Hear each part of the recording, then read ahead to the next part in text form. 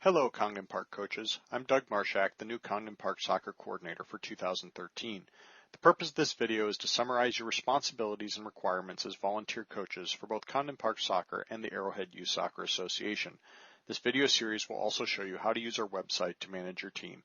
Let's get started. You can always reach me best by email. You certainly can use my personal address if you have it, and you probably will if you have already written me. But my Congdon Park Soccer Club address is dmarshak@congdonparksoccer.org, which will forward to my home address. I tend to respond within several hours most of the time, and oftentimes much quicker. For emergencies, you can try using my cell phone, 218-391-7405, or my home phone, 218-728-9427. Please understand that I serve as a coordinator. As a volunteer, I have 2 kids that play soccer and are also engaged in many other activities. I referee high school and college soccer in the fall, and I also happen to serve as the State Director of Instruction for soccer referees in Minnesota. As a result, I'm not going to lie, there's a decent chance if you call me or text me, you're not going to get a quick response, but you're welcome to try in the event of an emergency, and if I'm available, I will pick up. There are several required tasks and expectations for you to coach AYSA soccer this year. We'll cover 3 topics in this category: concussion training, the MYSA background check, and the AYSA and Congdon Park Soccer Club codes of conduct.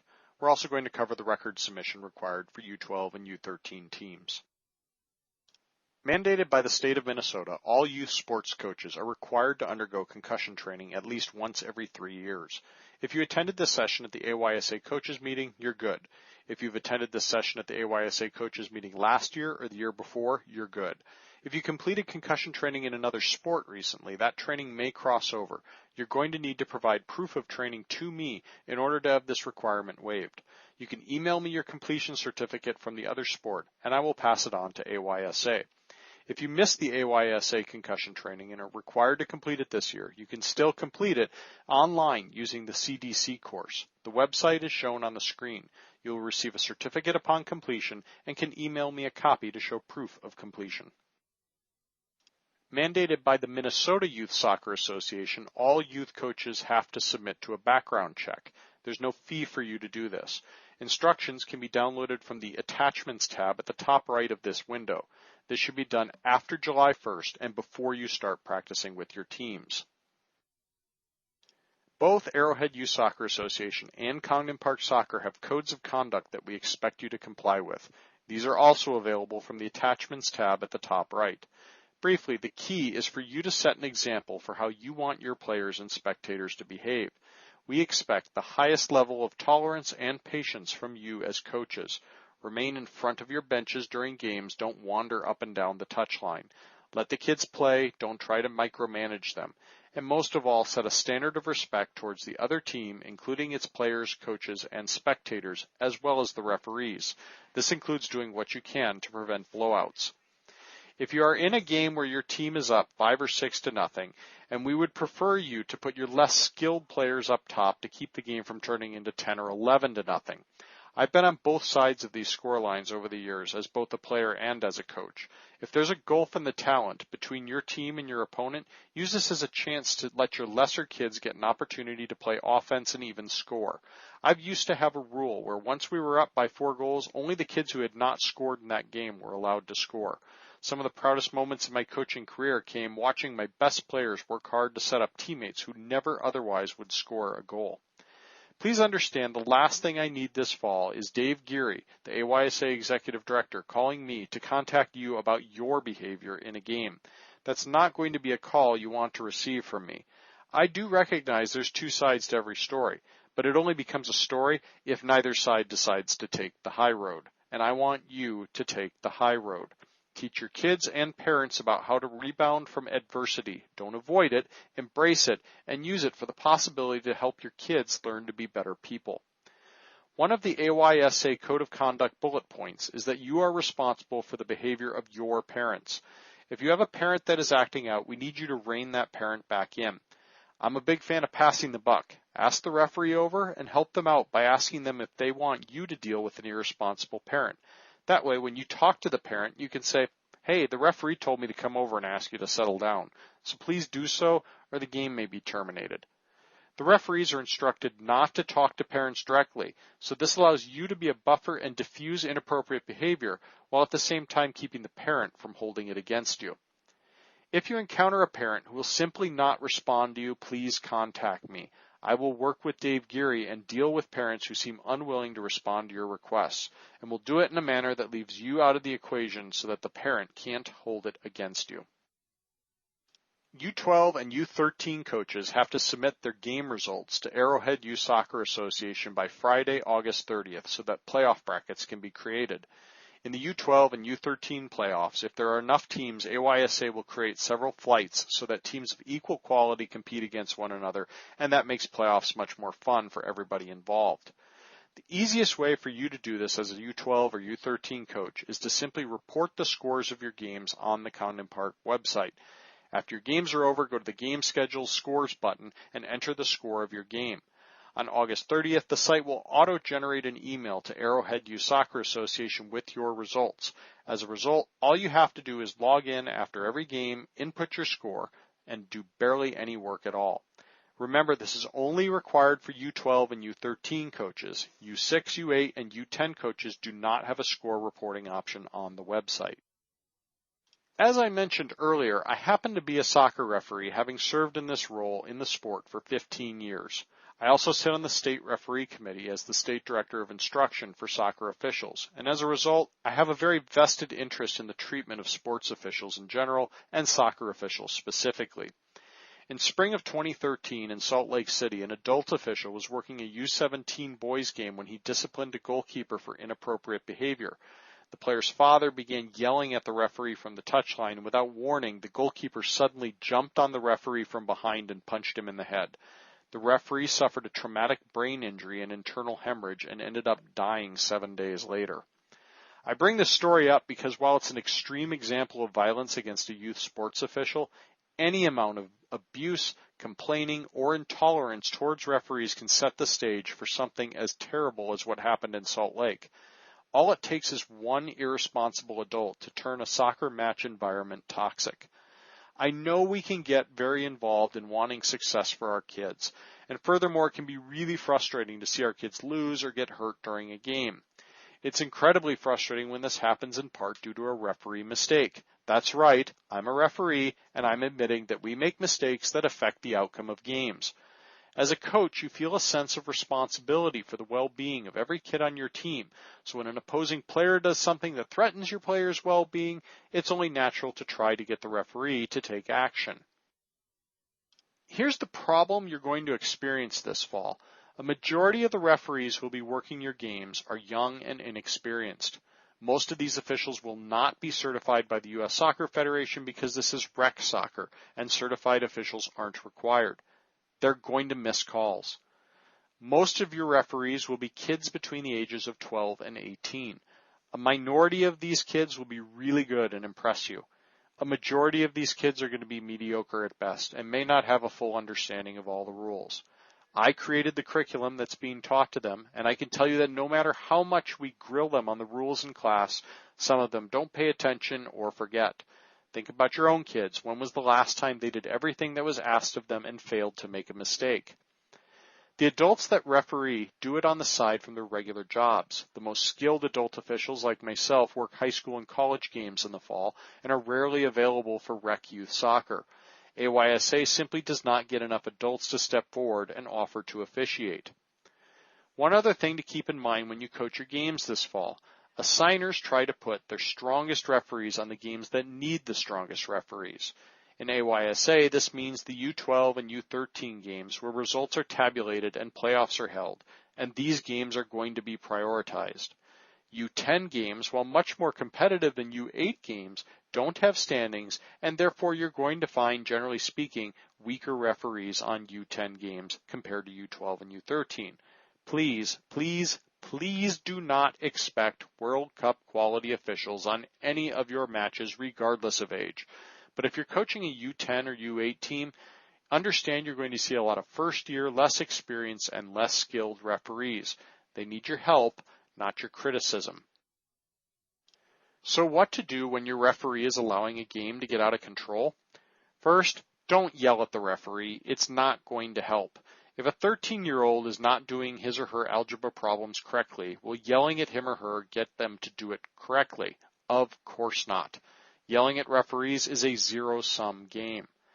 Furthermore, I'll warn you that both AYSA and Congdon Park Soccer have a zero-tolerance policy towards referee abuse. We teach referees to eject coaches who abuse them, and if you're ejected, you're also going to be suspended for 2 more games after that. Personally, if you get ejected from a match for publicly yelling at a referee, you're going to get no defense from me, so just don't do it. What I would encourage you to do is to have a quiet and calm conversation with the opposing coach. Don't yell at the opposing coach. Walk down the line and discuss with the coach whether you both agree that the players are being too physical.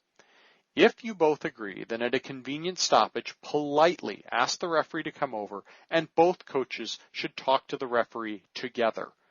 Ask the referee to please start calling fouls, and ask for a water break so that you can both discuss and address your teams and coach them to clean up their play. It's less scrutinizing for a referee to have both coaches ask the referee to call the game tighter, because then they can't assume there's some sort of biased defense of the coach's team when both of them are concerned. What if the other coach doesn't agree? Then you have to shrug and walk away. Don't argue. Don't start yelling at them, because if you do, that's considered irresponsible behavior. And if a referee sees you down at talking to the other coach yelling at him, you're probably going to get ejected. So at that point, you have 2 choices. You can either suck it up and deal with it, maybe request a water break or use halftime to talk to your players and encourage them to not respond to physical play. Otherwise, you can pull your team off the field and abandon the match.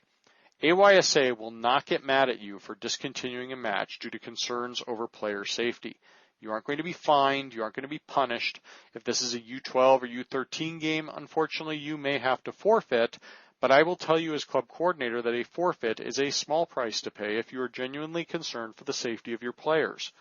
If you get to this point, don't get angry with the other coach or the referee, either of whom may be, in fact, angry with you for what you're doing. Just hold your head up high and have your parents walk their kids off the field. Call or email me as soon as possible. I will go to bat for you with AYSA. And I know Dave Geary very well, and I know he will not be angry with you even if you take this drastic step. In addition to the coaching clinics held by AYSA, Congdon Park is hosting a Kickoff Camp on July 30th and 31st at Ordine Middle School from 6 to 8 p.m. both nights.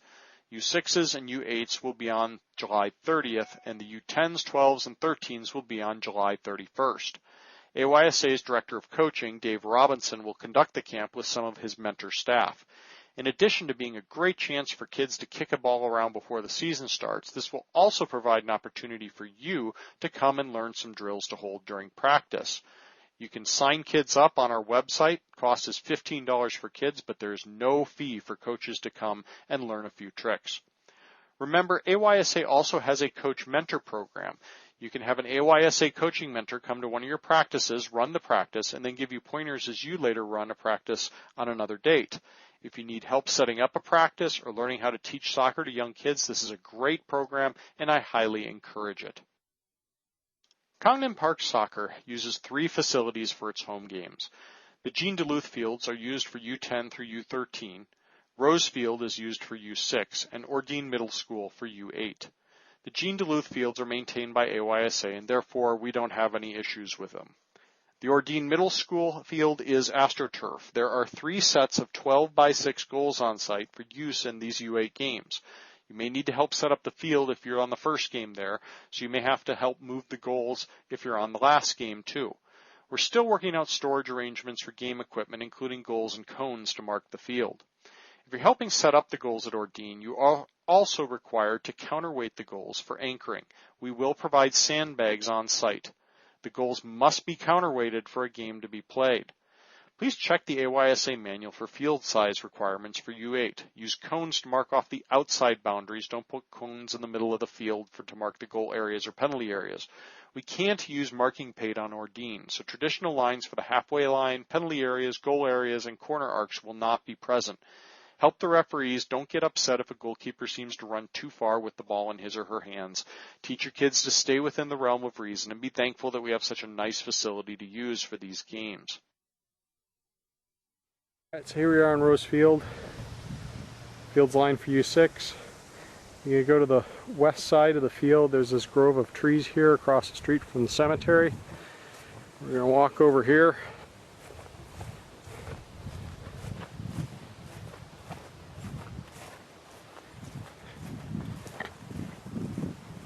We're going to come up around the roadside of the grove of trees.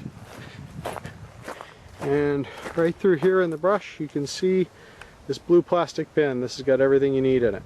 Alright, so here's our blue plastic bin. The lock on it.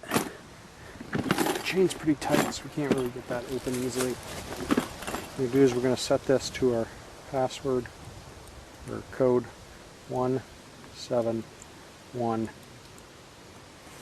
So 1713, it's the last 4 digits in the AYSA phone number. Pull that open.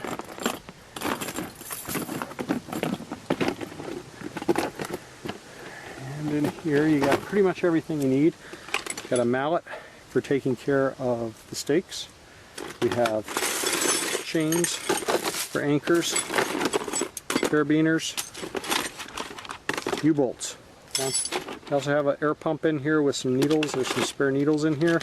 And got zip ties for repairing the nets. So everything you need is in here. When you're done with this, pop back on, change the password, just scramble it.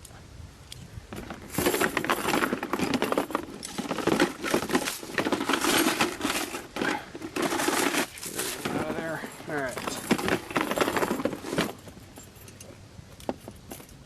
And we are going to pull this tight. Okay.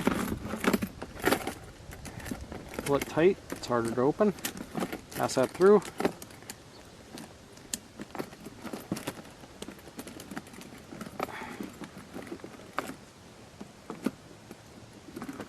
Mosquitoes.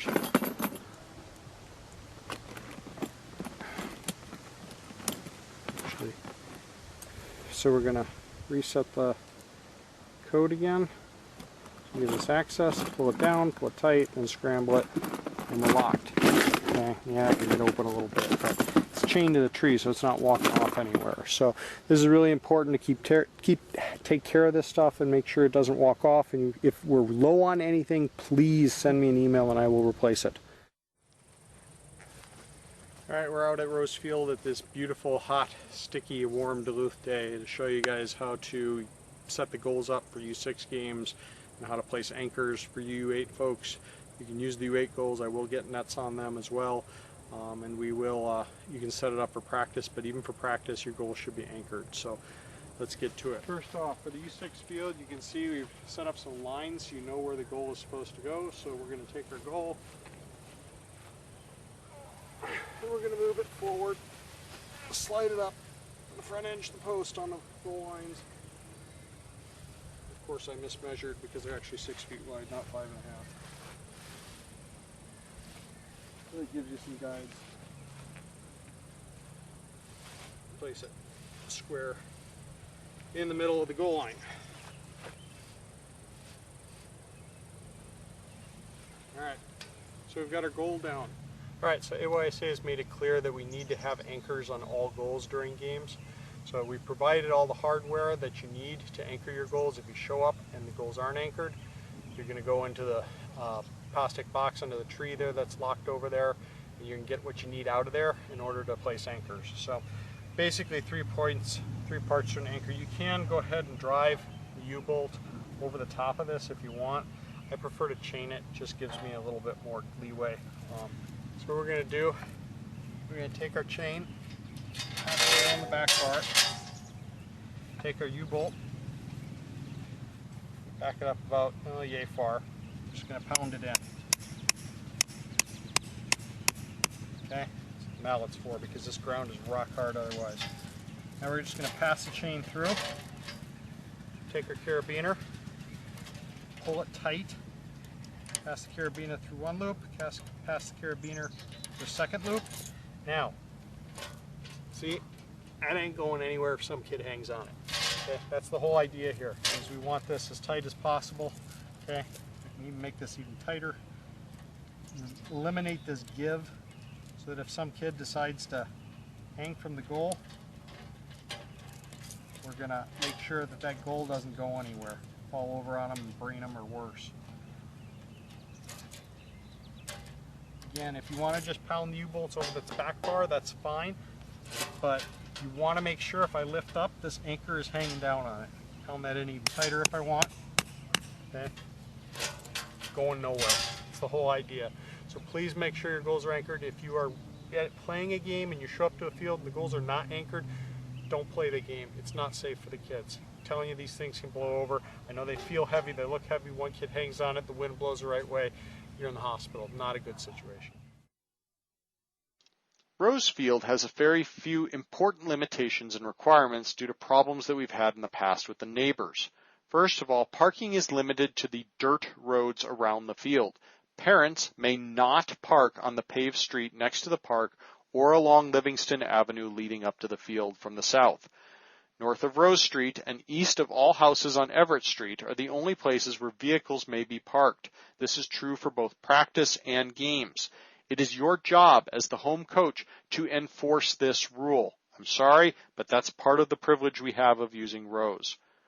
Please understand that any team that violates these rules may lose all of their privileges at Rose for the remainder of the season, practices, and games. In order to continue to have access to Rose, we had to agree to these very strict rules for this year. If individuals continue to cause problems by parking where they can't, the entire club will lose access, which would be an absolute disaster for us. Please do not break these rules. It would be really disappointing to have to call you and tell you that you lose half of your remaining games due to misbehavior of your parents with regards to respecting the neighbors. This is why you should make sure that all of your parents understand these parking requirements. Due to road construction, access to Rose is a bit tricky now, but it is possible. The easiest route is via Everett Street. Everett Street can be accessed directly from Jean Duluth Road or via Morningside or Woodbury Avenues off Snively before it turns into Jean Duluth. Make sure your parents know about these detours. If you are playing an away game at another club's facility and the referee notes that the goals are not anchored, the referee has been instructed to not referee the match until this is fixed. If it can't be fixed, the referees are instructed to walk away from the game. Do not yell at the referees for following these rules. They are exposed to serious liability issues if they referee a match with unanchored goals. It is the responsibility of the home club to anchor the goals, so if you want to be upset with anybody if a game is canceled, then save your angst for the other club, not the referee. I discussed earlier having U12 and U13 coaches report their scores on the Congdon Park Soccer website to track their team's progress. I'm going to finish this presentation now by demonstrating the site's capabilities for you coaches. When you log in, you'll have a coach menu on the right in purple. There are 4 buttons with that tab: Coach Presentation, which takes you to this movie, Roster/Email Team, Practice Schedule, and Game Schedule/Scores. On the roster email team page, there will be 2 tables shown. The bottom orange table will show you the full rosters of any team you're coaching, multiple teams if you're helping with more than one. The players' names, the parents' phone numbers, and parents' email addresses will be displayed here. Above that is a blue table that will link you to our communication page. Even if you have just one team, you need to select that team in the drop-down box and submit the form with the Select Team button. The screen will refresh and show you who will receive your message and what email addresses that message will be sent to. Please understand that the messages will come from an email address that is donot respond@congdonparksoccer.org. A lot of spam filters will block this automatically, so you'll need to let your parents know to OK messages from this address if you want to make sure they receive them when you send them using the website. You next need to select what kind of message is being sent. You can either select email only or email and text. You'll note that there will be an asterisk next to the name of anybody who can receive text messages in the list of recipients. If you select email and text, your message subject line will be limited to only 25 characters and the text only 100 characters. Please keep this in mind. Due to spam limitations, we can only send 75 emails from the website per hour. As a result, you should not necessarily expect these messages to be sent instantaneously. The site runs archived messages once an hour and only 75 at a time at that. So this is a bad way to try to get word out about cancellations. But if you have a 3 to 4 day lag to some event such as a practice and you want to remind everybody about it, it can be very convenient. The practice schedule link on the coach menu allows you to schedule practices for your club. This can be really handy because every practice you schedule will be visible to all of your team members when they log in. The Fields button on the dark blue menu shows you what fields we use. Only Rose, Ordine, and the Reservoir can be used for practice. Furthermore, to schedule Rose or Ordine for practice, you must use a separate scheduling page. At the top of the practice schedules page, you'll see a warning about this and a red link to that reservation form. If you attempt to schedule practice at either of these sites using this form, you will be denied the opportunity to reserve those fields. You may enter the Reservoir or other sites that you have access to by using the entry form under Schedule Practice. If you wish to schedule Rose or Ordine for practice, follow the red link. The screen will refresh and you will see a new form where you select the team and time and date for your practice. Rose and Ordine have specific practice schedule reservation times that you have to choose from. Only U6 and U8 teams may use Rose for practice. Only U10, 12, and 13 teams may schedule Ordine for practice. You can certainly use the 4th Street Reservoir, but again, that is the separate free entry reservation plan. If you want to try to show up at Rose for practice or Ordine without a reservation and it's available and unlocked, you're welcome to use the field at that time. However, if a team with a reservation shows up, you have to yield the field to that team. Failure to do so will result in loss of access to that field for your team for the remainder of the season for both practice and games. Please note that you may never use Rose for weeknight practices ever. I know that's inconvenient, but unfortunately, we have to honor the neighbor's requests. It is not possible to use Ordine unless one of the reservation times is used, as the field will be locked at all other times. Ordine may be used for practices on Sundays starting July 21st through September 15th, and at least 2 teams can use Ordine at the same time. The game schedule scores link will take you to that page, and here you'll be able to see your full game schedule. If you're a U12 or U13 team, once your game is played, you'll also be able to input the score of your game. I have updated these schedules as I've received them from AYSA, but you may want to cross-reference that with the sheet that you got in your coaches folder, just in case there's any errors. If you need to cancel or reschedule a game, please let me know and I will make sure it's updated on the website once you have set up the new date. Games may be rescheduled with opposing teams due to being short players.